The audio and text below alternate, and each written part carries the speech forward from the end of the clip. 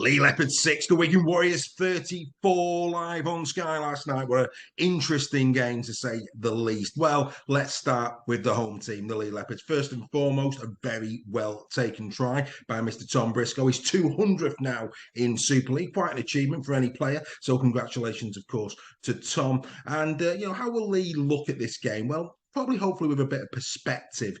7 games in that opening 7 games, they played the Challenge Cup winners last night. They played the league champions and grand final winners and World Club champions in St Helens.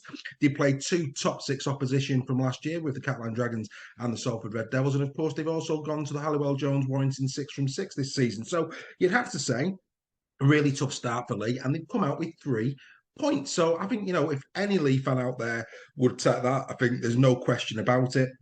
They've had a great start to Super League, and they will be fully looking forward to Rivals Round and taking on the Salford Red Devils.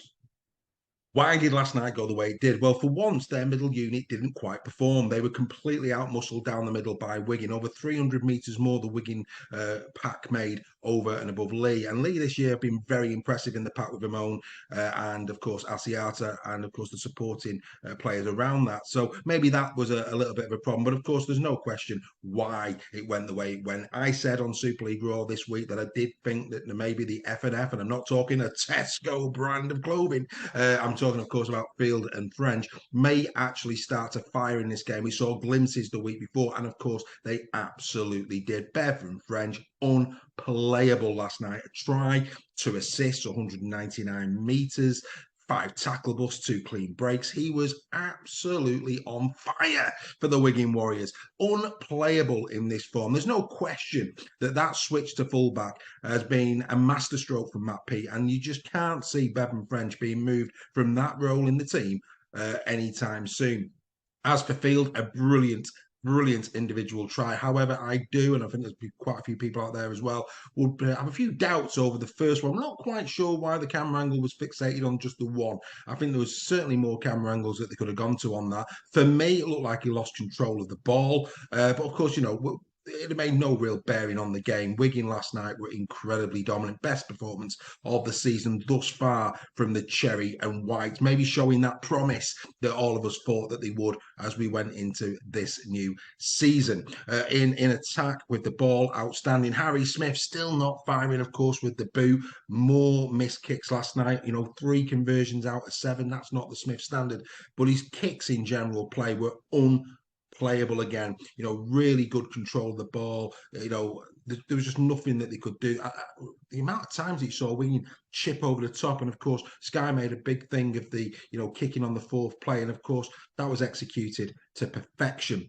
Not quite sure about the Sky loving, not about you. I mean, it was a massive Sky loving. Anybody would think that Wigan was 6 from 6, now 7 from 7, the way they were behaving at the end of the game. I think Wigan and Matt Peat will fully understand that there's far more for them to do in the next few weeks. And of course, Field now looks like he's going to be out for maybe at least, I would say, 4 weeks, maybe even longer. And of course, with St Helens coming next week and Warrington Wolves at Halliwell Jones the week after, of course, that will probably unsettle them a little bit.